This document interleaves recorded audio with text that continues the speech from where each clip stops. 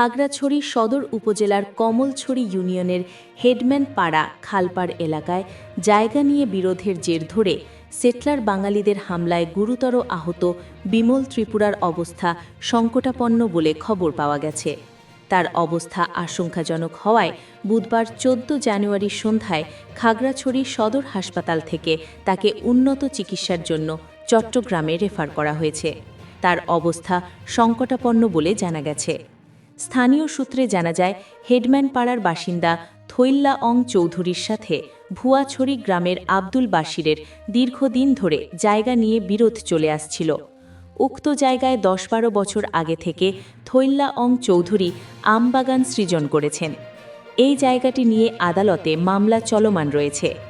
কিছুদিন আগে ভূমি অফিস থেকে জায়গাটি তদন্তের কথা থাকলেও সেটলারদের হুমকির ভয়ে তারা যাননি।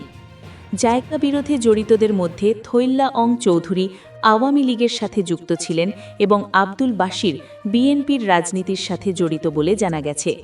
স্থানীয়রা জানান, বুধবার থৈল্লা অং চৌধুরীর দুজন শ্রমিক বিমল ত্রিপুরা ও মিলন চাকমাকে নিয়ে তার আমবাগান পরিষ্কার করতে যান।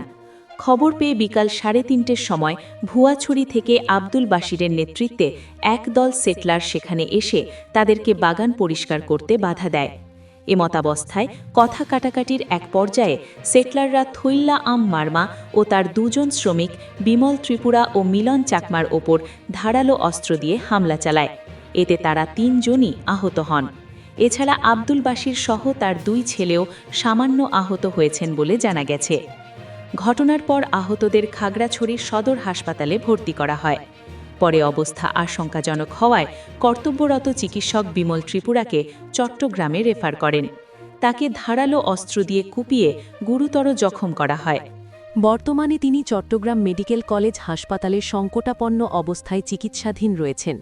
এর আগে তাকে একটি বেসরকারি হাসপাতালে চিকিৎসা দেওয়া হয়েছিল।